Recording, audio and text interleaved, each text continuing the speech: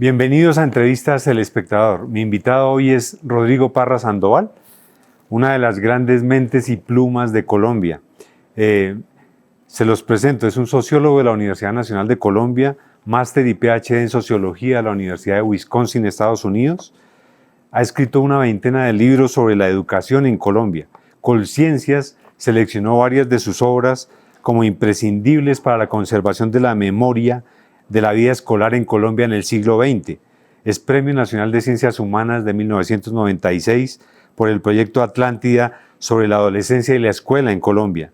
Por un proyecto para formar educadores, la OEA le concedió en 1990 el Premio Interamericano de Artes Andrés Bello. Además, ha escrito una docena de novelas y fue nuestro profesor en la Maestría de Escrituras Creativas de la Universidad Nacional. Bienvenido. Muchas gracias.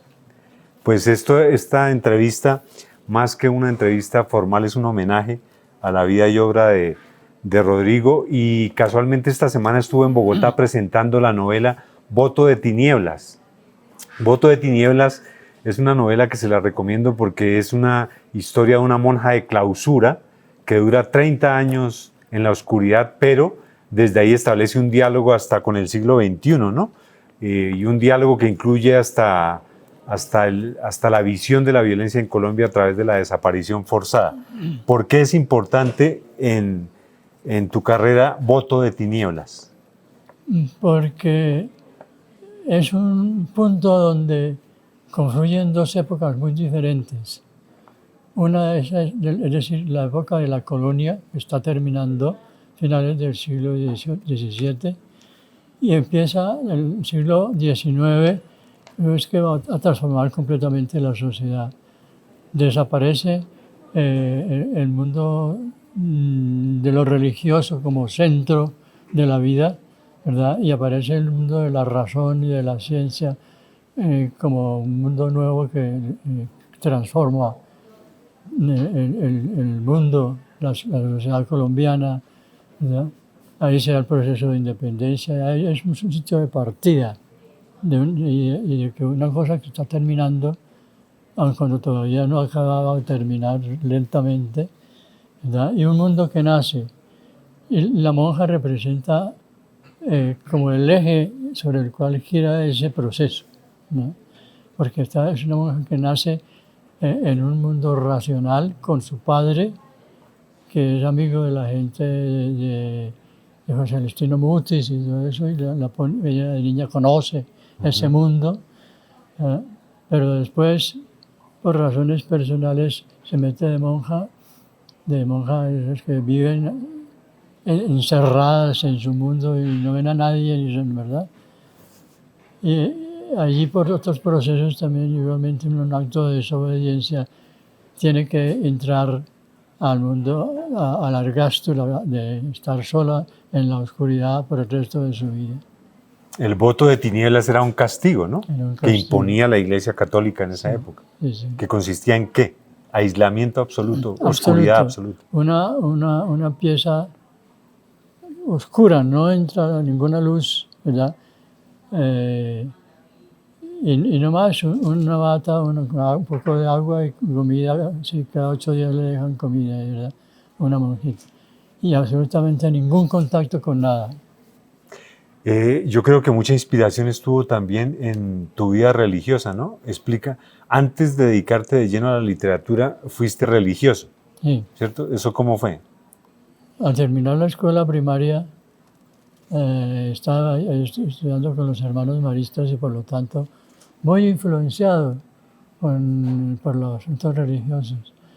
Y entré a un seminario menor, es decir, en un bachillerato lo hice en un seminario. ¿En Cali? En Cali, sí. Y allí nació, digamos, desde el punto de vista de lo posterior, el estudio del mundo escolar, ¿verdad? Porque lo central allí era lo escolar. Y también porque mi madre era maestra en un mundo en que apenas estaba comenzando la escuela contemporánea, ¿verdad? Y ella me enseñó también muchas cosas sobre la escuela. Y entonces cuando me hice sociólogo, pues me puse a estudiar el mundo de la escolaridad, el mundo de la universidad, el mundo de la escuela primaria y el mundo de la no escolaridad también. Ahorita vamos a ver por qué es tan importante el trabajo que él ha hecho para Colombia en investigando el mundo de la educación. Pero antes quería un poco explicarles cómo es Rodrigo Parra para que entiendan. En 2016, él ganó el Premio Nacional a Vida y Obra del Ministerio de Cultura. Yo escribí un perfil sobre tu vida y te definí así. Es como J.D. Salinger, talentoso, disciplinado, muy productivo, pero tímido, introvertido, asocial. Hiberna en su biblioteca pegado al escritorio y a la pantalla, lejos de los políticamente correctos círculos literarios, de los cócteles, de la intriga editorial. ¿Por qué preferiste una vida así? Aislada de las cámaras y de los lentes. Fundamentalmente porque mi personalidad, ¿verdad? Me cuesta mucho trabajo eso, verme como hombre público. Prefiero trabajar en la soledad, en el sosiego, para reflexionar sobre lo que estoy haciendo, para buscar la palabra precisa, ¿no? Para revisar y revisar. Eso, digamos, es como el centro de mi actividad y de mi interés. Cuando empiezas las cosas a vivir en el mundo público, empiezo a tener problemas. Bueno, para que lo tengan en cuenta, una de las principales novelas que ha publicado Rodrigo se titula El álbum secreto del Sagrado Corazón, que fue seleccionada como una de las obras imprescindibles de la historia de la literatura colombiana. Explícales un poco de qué trata esa novela. Esta novela nace de una cosa que yo sí amaba de mi educación religiosa, que es el énfasis en el lenguaje, en el lenguaje hablado, en el lenguaje escrito, en el estudio de la lengua. Por ejemplo, yo tenía que estudiar latín todos los 6 años que estuve allí, griego, griego clásico, ¿verdad? Todo el tiempo que estuve allí, porque son idiomas que son fundamentales para el estudio de la Biblia, ¿verdad? Entonces, allí nació el gusto por la gramática, por el origen de las palabras, por la precisión del lenguaje, por la belleza del lenguaje. Y eso, pues, indudablemente me llevó a la literatura, ¿verdad? A contar, porque tenía ese mundo lingüístico dentro de mí, ¿verdad? Sí. Y lo que más me impresiona de tu vida es que paralelamente, mientras estabas construyendo una carrera literaria, trabajabas por la educación. Por ejemplo, trabajaste en Planeación Nacional haciendo estudios sobre cómo regionalizar la educación en Colombia. ¿Eso cuándo fue y qué hacías? Eso fue como en el año 70, algo así, durante el gobierno de Carlos Lleras Restrepo. En ese momento Planeación era un instrumento muy importante que el presidente sí tomaba en cuenta, ¿verdad? y había allí una división de educación, ¿no? Y yo estaba trabajando como profesor en la Universidad Nacional. Yo, por problemas políticos de la universidad, tuve problemas con la universidad. Entonces yo me salí de la universidad y lo primero que fui a hablar fue con ellos, con los de Planeación Nacional, y empecé a trabajar en la sección de educación y a hacer un diagnóstico para ver cómo descentralizar la educación en Colombia, ¿cierto? Entonces, cómo hacer una mejor distribución del sistema educativo en el país. No podemos explicar aquí todo, pero por lo menos esa veintena de libros sobre la educación rural específicamente, ¿para qué sirvieron? Eso generó una gran discusión entre los maestros. Yo asistía no sé cuántas reuniones en distintas partes del país porque estaban discutiendo los libros, ¿no? Los libros eran polémicos, ¿no? Y entonces, en esas polémicas, por ejemplo, si se me acababa el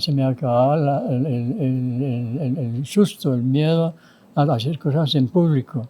trabajando con los maestros hasta de la selva amazónica, por allá hasta en Bogotá.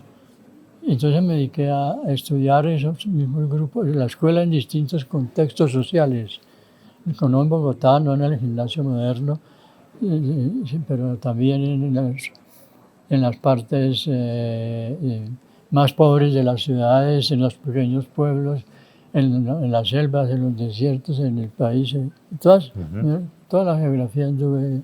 Sí, hiciste tanto que dirigiste un estudio del Banco Mundial sobre el rendimiento escolar. Te pregunto hoy, siglo XXI, el rendimiento escolar, todo eso que ustedes hicieron en los años 70, ¿sirvió para de verdad descentralizar la educación y el rendimiento escolar se ha mejorado a nivel de colegios, de escuelas y de universidades? Solamente ha mejorado, en términos cuantitativos. Hay más gente que asiste al mundo escolar, es decir, el porcentaje de personas que se escolarizan subió 20-30% durante esa época. Eso fue uno de los éxitos, pero al mismo tiempo no pudo resolver el problema de la desigualdad escolar, ¿no? Las escuelas y los colegios de las zonas pobres siguen siendo de menor calidad por más proyectos que se hacen de mejoramiento escolar. Y las zonas de los sitios ricos siguen siendo las mejores, tienen las mejores posibilidades, los mejores instrumentos pedagógicos. Pero lo que sí se logró fue aumentar la cobertura. La cobertura, sí. Sí, pero entonces los niveles de educación podrían ser superiores a nivel rural y urbano si no hubiera tanta desigualdad. Correcto, tendríamos, si tuviéramos una igualdad entre lo urbano y lo rural, tendríamos una sociedad muy distinta, ¿verdad? La participación de los que no tienen una educación de calidad o no tienen ninguna educación hubiera sido de mayor participación en la vida económica, ¿verdad? Y estuvieran en mejores circunstancias económicas también ellos, ¿verdad? Y educativas. Claro.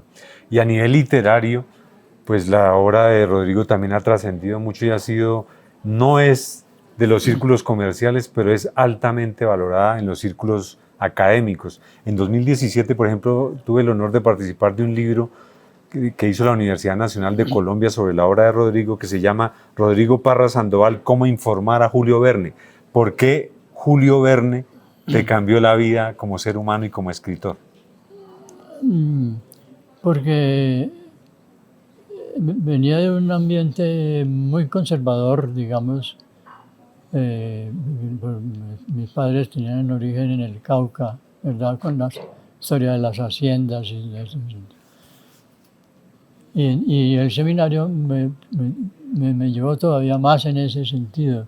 Pero cuando estudié en la Universidad Nacional y empecé a entender de otra manera la vida y el mundo social, fui dando un vuelco así a las cosas más liberales, hacia más la aventura, participativas, más así.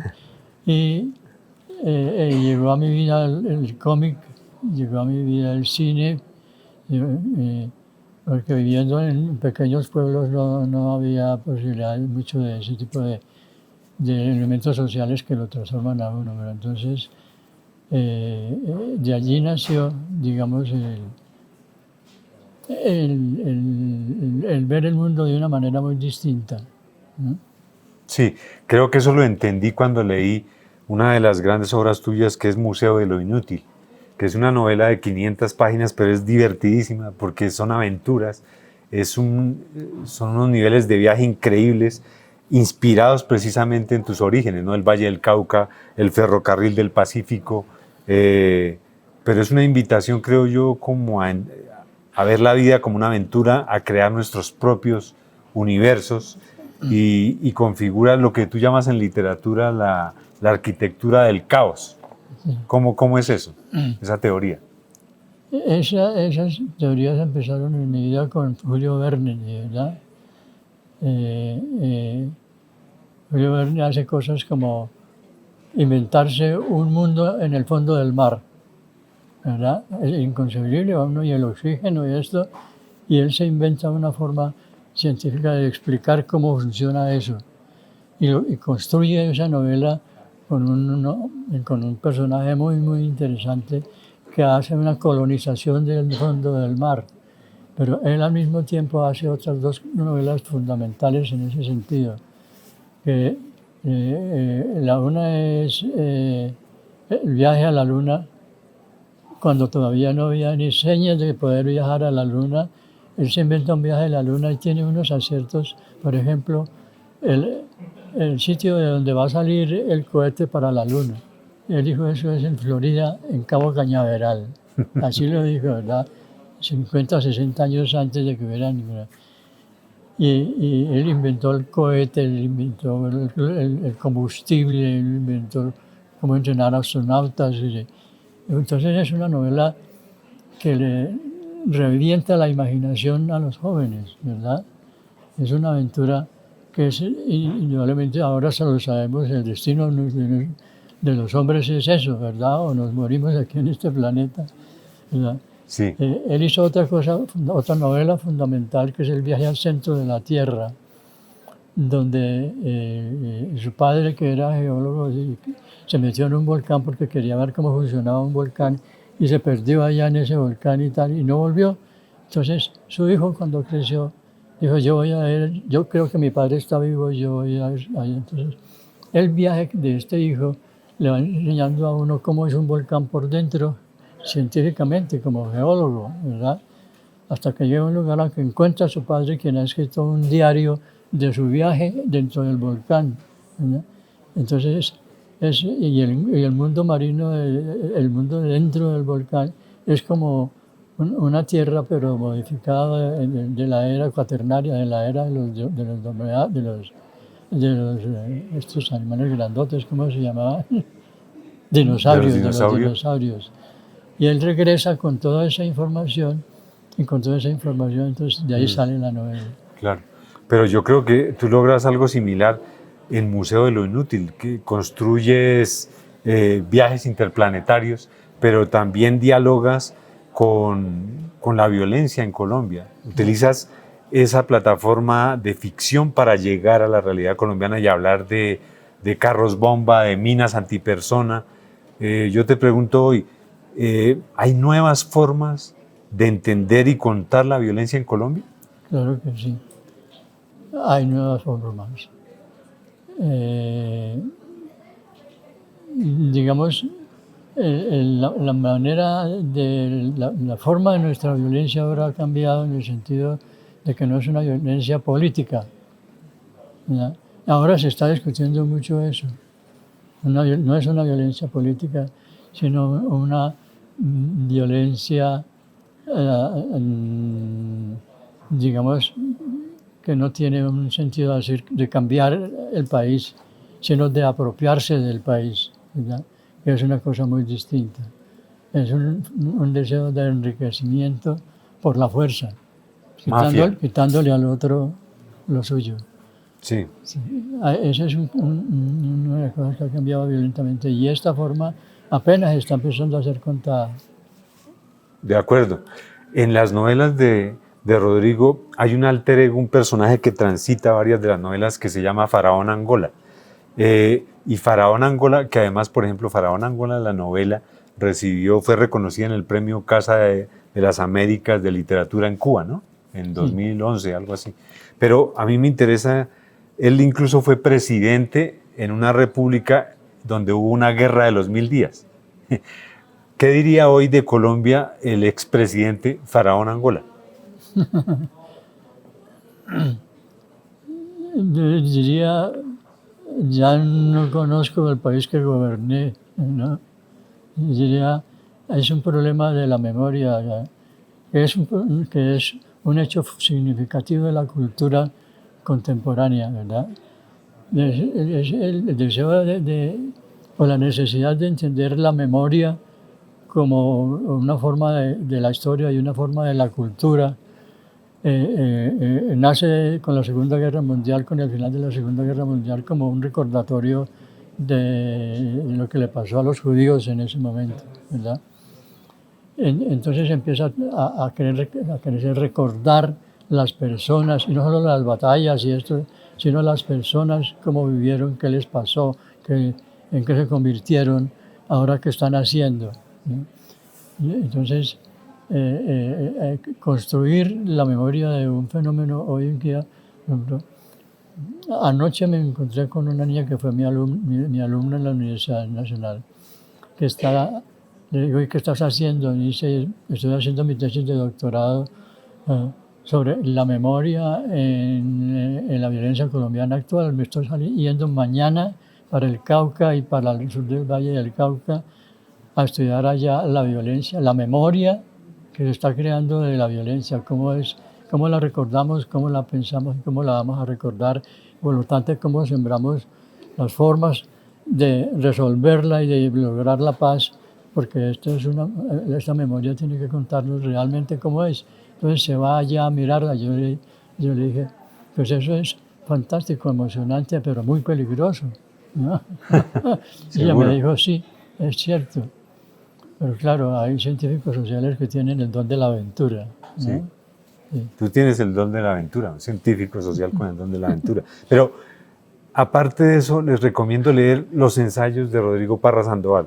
Por ejemplo, el ensayo La visión del mundo, la ciencia, el escritor y la novela. Ahí tú planteas que los novelistas tienen dos opciones. O son los nostálgicos que piensan que toda experimentación posible ya fue hecha, ¿sí? Y se quedan en lo clásico, o está la posibilidad del novelista que acepta lo que tú llamas el desafío contemporáneo, que piensa que su papel consiste en expresar literariamente la complejidad del mundo en que vivimos o el país en que vivimos, y expresar literariamente eso, iluminando zonas oscuras de la identidad del hombre actual, escudriñando los abismos del ser, a donde la fragmentación del mundo nos ha aventado como una catedral que explota. ¿Eso sigue vigente, ese llamado para los escritores colombianos? Sí, indudablemente. Una de las últimas novelas nace de una visita que hace el padre y su hija, ¿no? Que está tratando de decir que va a estudiar, y el padre la lleva a un museo de arte, y allá hay un cuadro muy famoso de un pintor francés que está pintando el momento en que una catedral explota, ¿no? Pero que todavía se ve la imagen de la catedral, pero ya se empieza a poner gris la imagen de la catedral. Ese segundo en que están juntos la vida y la muerte, ¿verdad? Entonces el padre empieza a hacerla conversar con ella sobre ese tema. Dice, la muerte, eso es una violencia, ¿verdad? Es una violencia terrible, la explosión de una catedral, ¿verdad? Y es la muerte de la catedral, ¿verdad? Y es la presencia del hombre al mirar y no poder hacer nada ante la impotencia, ante la explosión de la catedral, la pérdida de una forma de arte muy importante, ¿no? Y de la vida, de la gente que vivía allí, etcétera. En eso seguimos, ¿verdad? Seguimos, solo que va cambiando la forma de la catedral, ¿no? La velocidad en que explota, las personas que son afectadas, etcétera, van cambiando. Pero es eso, son explosiones sociales, ¿no? Que se han dado y que se siguen dando. Sí, y esa visión de la sociedad que tú tienes dialoga mucho también con la filosofía. Aquí donde ven a Rodrigo nos alcanzó a decir hace un ratico, nos habló del cómic. La vida de Rodrigo Parra Sandoval no sería lo que fue si no hubiera sido un fanático, lector y seguidor de Tarzán, y vendía los cómics. Yo recuerdo, ¿no? Que me contabas que vendías los cómics, con eso sobreviviste en Cali, pero llegaste a escribir uno de tus libros claves, que es Tarzán y el filósofo desnudo. ¿Por qué Tarzán ha sido tan importante para ti? En un momento determinado, mi madre, que era maestra, estaba trabajando en un pueblo muy pequeño del Valle del Cauca, donde no había cine, ¿verdad? Pero un día alguien fue con un proyector de cine y en una sala apagó la luz y empezó a proyectar la película, y yo estaba allí por alguna razón, y lo que proyectaron fue Tarzán, el hombre mono. Yo me enloquecí con Tarzán, ¿verdad? Me pareció espectacular. Y con la idea del cine, no tenía la idea de lo que era el cine, ¿verdad? Entonces, de allí surge el amor por Tarzán, que es un hombre que vive al mismo tiempo en la selva, en lo primitivo, como primitivo, pero al mismo tiempo tiene una cultura del Londres más culto, porque su familia era el Londres más culto, y sus padres, en un viaje hacia el África, se accidentó el avión, se murieron y él quedó allí, y allí fue donde la mona lo encontró y lo empezó a criar. Entonces él descubre después que él es un lord inglés. Entonces, entonces se va para Londres a conocer su gente. La literatura de Rodrigo es muy divertida, es una aventura. Pero precisamente en Tarzán y el filósofo desnudo tú dices, en una de tus frases de ironía y de humor, que además manejas muy bien, dices, ser inteligente todo el tiempo es una crueldad con uno mismo y con los demás. A ti toda la vida te ha tocado ser más inteligente que el promedio. Es más, no te gusta que te lo digan, pero para mí eres un sabio y ha sido un honor conocerte. ¿Qué opinas de estar de eso, no? La inteligencia y el ser inteligente todo el tiempo. Cansa mucho, ¿verdad? Cansa porque cuando estás descubriendo algo, cuando estás interpretando algo de una manera diferente, estás consumiendo mucho material, digamos, biológico, estás consumiendo. Y entonces produce cansancio, ¿verdad? Eso produce cansancio, el ácido láctico y todas esas cosas. Y por otra parte, la única manera, digamos, de llegar a puntos de creación en medio de un trabajo que puede ser el llano, ¿verdad? Es un proceso de concentración en el fenómeno que estás estudiando, que va creciendo y va creciendo hasta que te vas aproximando a ver el centro de lo que está en el problema que estás contando. Y cuando terminas esa cosa y lo ves y apuntas rápidamente el asunto, terminas, ¿verdad? Cansa. Pero también tiene otro sentido, que es para muchas personas que no tienen aprecio por las cosas de las ideas, por la filosofía, por el pensamiento, por el descubrimiento de cosas. Una persona que está hablando de eso, diciendo cosas así, le resulta cansón, ¿no? Es el canzonear con eso, hombre, ¿no? Entonces, pero ya vas a cumplir 86 años sí. Y no dejas de producir ni de pensar, generar pensamiento y cultura. En algún momento tú te preguntas, ¿cómo haré para vivir siempre hasta el fin de mis días conmigo mismo? ¿Cómo haces eso? Sí. Digamos, lo que me facilita hacer eso es tener un centro de interés muy fuerte, que es precisamente descubrir cosas para escribirlas o como sociólogo o como escritor. El descubrir eso lo mete a uno en un estado de tensión, digamos, de será por aquí, será por allá, no, pues no es esto, sino por este lado, si tal, no, y si fulano que lo dijo, tal, y entonces estás en un estado de tensión que cansa. Cuando tú de pronto logras la cosa y apuntas para que no se te vaya a olvidar, terminas también así, no por eso mismo, ¿verdad?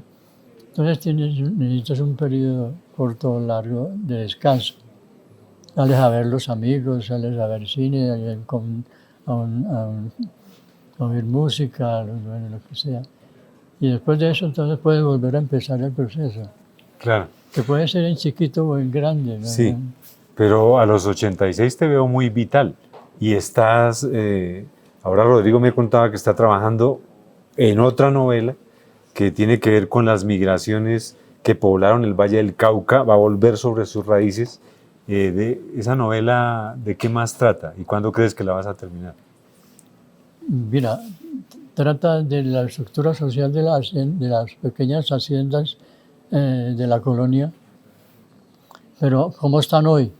O sea, esas pequeñas haciendas, porque mi madre proviene de una de esas pequeñas haciendas y yo conocí una cuando era niño. Y mi madre se hizo maestra y después ella me hablaba de esas cosas, de cómo era la vida y sobre todo del hecho de que eran las familias, un grupo de familias que se reproducían entre ellas mismas, ¿verdad? Era una cosa muy endogámica que empezó a producir degeneraciones fisiológicas. Entonces me puse a estudiar esa cosa de la herencia, de la biología, ¿no? Y en la familia de mi madre tenía unos genes de sordera, ¿verdad? Entonces me puse a estudiar qué es eso, qué es ser sordo, y descubrí con un científico inglés ahora que ser sordo es la peor desgracia que le puede suceder al ser humano, porque si tú eres, digamos, sordo a máximo nivel, es que tú no empiezas a, digamos, empieza antes de nacer tú. Cuando naces, estás sordo y no oyes nada, no oyes las palabras. Y si no aprendes el lenguaje, no puedes ser humano. Entonces, eso que nació se convierte en algo que vive y está ahí, tiene forma humana, pero no es humano porque no se puede comunicar, no puede hacer nada, no puede trabajar, no puede nada, ¿verdad? Que es una enfermedad radical que te deshumaniza. ¿Eso lo vas a incluir? Sobre eso se centra la novela. Sobre una familia muy grande que salió de allí y que tiene distintos efectos de la sordera, ¿verdad? Unos muy leves, etc. Mi madre tenía una cosa grave, pero le empezó a los 25, 26 años, entonces ella pudo estudiar y ser maestra y trabajar como maestra, ¿verdad? Y aprender letras de mano y las vanas y el lenguaje, ¿verdad?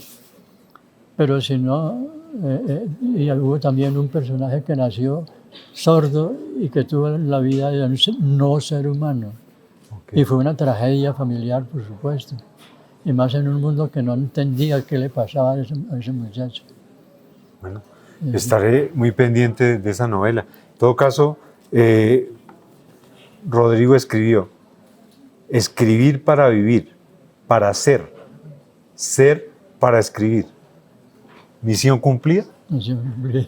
¿Crees que ya cumpliste la misión? No, yo estoy todavía pataleando. Esta última novela ya está cuando ya realmente no pueda. O se me acabó el material, o pues biológicamente ya uno no puede, ¿no? Hasta allí escribiré. Bueno, lo celebro, Rodrigo, y me encanta que hayas venido. Les recomiendo de nuevo cualquier libro que caiga en sus manos de Rodrigo Parra Sandoval, sea de educación, sea de literatura, sea de sociología, sea de filosofía, lo van a disfrutar. Gracias por la visita, Rodrigo. Gracias por la invitación. Gracias a ustedes por seguir Entrevistas El Espectador.